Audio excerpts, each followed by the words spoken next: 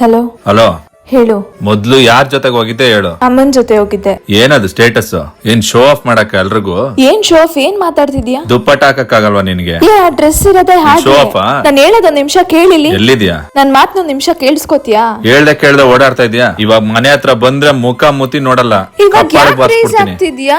ನನ್ ಮಾತ್ನೊಂದ್ಸತಿ ಕೇಳಿಸ್ಕೊ. ಯಾರ್ ಜೊತೆ ಹೋಗಿದ್ಯಾ ಅಮ್ಮನ್ ಹೇಳು. ಜೊತೆ ಹೋಗಿದ್ದೆ ಅಂತ ಹೇಳ್ತಿಲ್ವಾ? ಮನೇಲಿದ್ದೀನಿ. ಹೌದು, ಮನೆಯಲ್ಲೇ ಇರೋದು. ನಂಗ್ ಸಾಕಾಗ್ ಹೋಗಿದ್ದೆ ನಿನ್ ಹತ್ರ ಒಳ್ಳೆ ಸೈಕೋ ತರ ಆಡ್ತೀಯ. ಥು.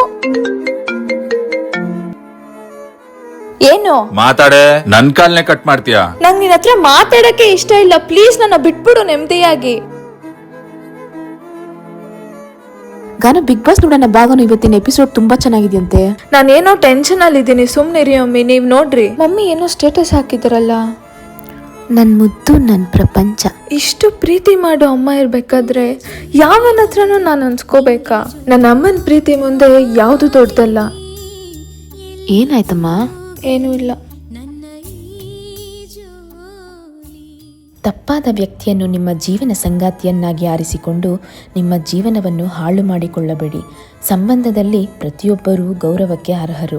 ನಿಮ್ಮ ಹೆತ್ತವರು ನಿಮ್ಮನ್ನು ಗದರಿಸಿಲ್ಲ ಅಥವಾ ಕೈ ಎತ್ತದೇ ಇರುವಾಗ ನಿಮ್ಮನ್ನು ನಿಯಂತ್ರಿಸಲು ಅವನು ಯಾರು?